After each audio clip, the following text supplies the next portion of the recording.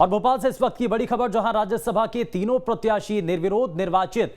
BJP की दोनों महिला प्रत्याशी निर्विरोध चुनी गई हैं। कविता पाटीदार और सुमित्रा वाल्मीकि निर्वाचित हो चुकी हैं और कांग्रेस से विवेक तन्खा भी निर्विरोध निर्वाचित हुए हैं, क्योंकि इसमें कोई मुकाबला नहीं था। सीधे सीधे इसमें कोई सामने और कोई शख्स नहीं था, मुकाबला निर्विरोध था, तो जाहिर तौर पर इसमें निर्विरोध निर्वाचित हो चुके हैं और राज्यसभा के तीनों प्रत्याशी निर्विरोध चुने गए हैं। और राज्यसभा में तीन जो प्रत्याशी गए थे वो तीनों चुन लिए गए हैं।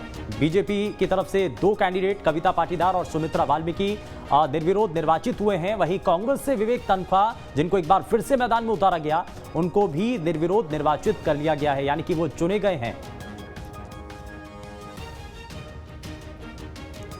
तो कविता पाटीदार और सुमित्रा वाल्मीकि जिन्होंने निर्वाचन किया था, लेकिन अब निर्विरोध निर्वाचित हो चुके हैं, यानी कि चुन लिए गए हैं।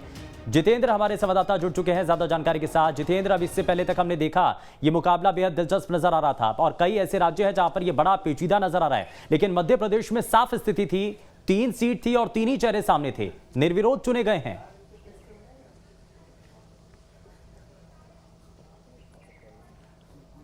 बिल्कुल, देखिए, अगर मध्य प्रदेश में विधायकों की हम संख्या की बात करें तो संख्या बल के आधार पर जितने विधायक वोटिंग करते हैं उसके आधार पर मध्य प्रदेश से 3 ही जो लोग थे वो राज्यसभा जा सकते थे। कांग्रेस के पास जिस प्रकार से संख्या बल है उसके आधार पर वो सिर्फ एक ही कैंडिडेट को राज्यसभा पहुंचा सकती थी और बीजेपी के पास जितना संख्या बल है विधायकों का उसके आधार पर सिर्फ 2 ही लोग राज्यसभा जा सकते थे। तो उसी आधार पर यहाँ पर जो मध्य प्रदेश में कार्रवाई है वो भी की गई, जिस प्रकार से हमने देखा कि कविता पाटीदार और सुमित्रा वाल्मीकि को बीजेपी ने अपना उम्मीदवार बनाया, जैसा कि पहले निश्चित था, क्योंकि क्रॉस वोटिंग का यहाँ पर किसी प्रकार से चांसेस ही नहीं था। और इसके अलावा कांग्रेस ने सिर्फ एक कैंडिडेट उतारा, विवेक तन्खा, और उनके लिए भी जो वोटिंग होनी थी वो भी इतनी सक्षम थी कि उसके लिए कोई क्रॉस वोटिंग नहीं होती। अगर कांग्रेस कोई अपना एक और उम्मीदवार उतारती, बीजेपी अपना किसी एक और उम्मीदवार को मैदान में लाती, तो शायद मध्य प्रदेश में वोटिंग की जरूरत पड़ जाती। लेकिन बीजेपी और कांग्रेस दोनों ने ही संख्या बल के आधार पर जितने अपने उम्मीदवारों को उतारा उसके आधार पर निर्विरोध ये जो चुनना तय था वो हो चुका है, जिसमें कविता पाटीदार और सुमित्रा वाल्मीकि ये दोनों राज्यसभा की अब सांसद बनाई गई हैं, निर्विरोध चुनी गई हैं। तो वहीं पर बिना वोटिंग किए ही कांग्रेस के विवेक तन्खा को भी एक बार फिर से राज्यसभा में जाने का मौका मिला है। तो देखिए, मैंने आपको बताया जैसे कि अगर कोई तीसरा व्यक्ति उतरता, दोनों ही दलों से अगर कोई एक व्यक्ति और आ जाता है इस चुनाव में मैदान में राज्यसभा के, तो शायद मध्य प्रदेश में भी वोटिंग होती। लेकिन मध्य प्रदेश में इस तरह की स्थिति बनी ही नहीं। पहले जितना संख्या बल था उस संख्या बल के आधार पर जितने हमें वोटर्स, जितना संख्या बल चाहिए होता है एक राज्यसभा सांसद के लिए, उतनी संख्या के आधार पर बीजेपी के पास भी कैंडिडेट विधायक थे और जितने संख्या बल कांग्रेस के पास था उसके आधार पर कांग्रेस सिर्फ एक व्यक्ति को ही भेज सकती थी। तो यहां पर यह अच्छा रहा कि सभी चीजें निर्विरोध चुनी गई और ये लोग अब राज्यसभा के सांसद हैं। तो मध्य प्रदेश ने देखिए 3 सांसद दिए हैं राज्यसभा के, जिसमें एक विवेक तन्खा है, दूसरी कविता पाटीदार है और तीसरी सुमित्रा वाल्मीकि है।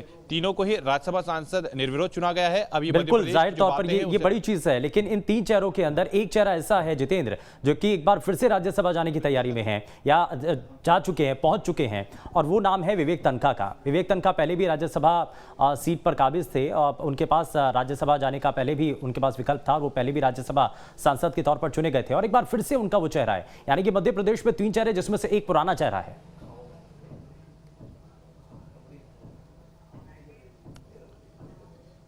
बिल्कुल, देखिए, राज्यसभा की अगर हम बात करें तो यहाँ पर मध्य प्रदेश में 3 चेहरे में से एक ऐसा चेहरा है जो कि पुराना चेहरा है।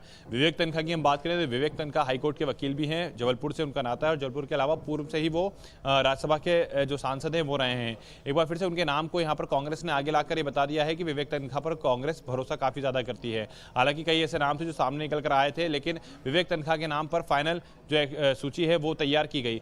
दिग्विजय सिंह और तमाम जो लोग थे वो चाहते थे कि कोई नया चेहरा है, लेकिन कमलनाथ यहाँ पर विवेक तन्खा को आगे लाना चाहते थे और उन्होंने वही करा। तो यानी कि एक बार फिर से मध्य प्रदेश की जो बातें हैं, विवेक तन्खा कांग्रेस पार्टी के माध्यम से राज्यसभा में अपनी बातें रखेंगे। और देखिए, विवेक तन्खा की हम बात करें तो विवेक तन्खा नॉलेजेबल व्यक्ति भी है, यानी कि उनको काफ़ी ज़्यादा नॉलेज है राज्यसभा चलाने का। राज्यसभा के अंदर जब सदस्य शामिल होते हैं, राज्यसभा के जब सांसद बनते हैं, तो किस तरह से कार्रवाइयाँ की जाती है, किस तरह से आप अपने क्षेत्र को प्रेजेंट कर सकते हैं आप अपने। बिल्कुल, और ये जो 3 चेहरे अब पूरी तरीके से सामने आ चुके हैं, जिनको चुना जा चुका है। खैर, बहुत शुक्रिया जितेंद्र इस पर जानकारी देने के लिए। यानी कि 3 मध्य प्रदेश से राज्यसभा सांसद जो कि चुन लिए गए हैं निर्विरोध तरीके से।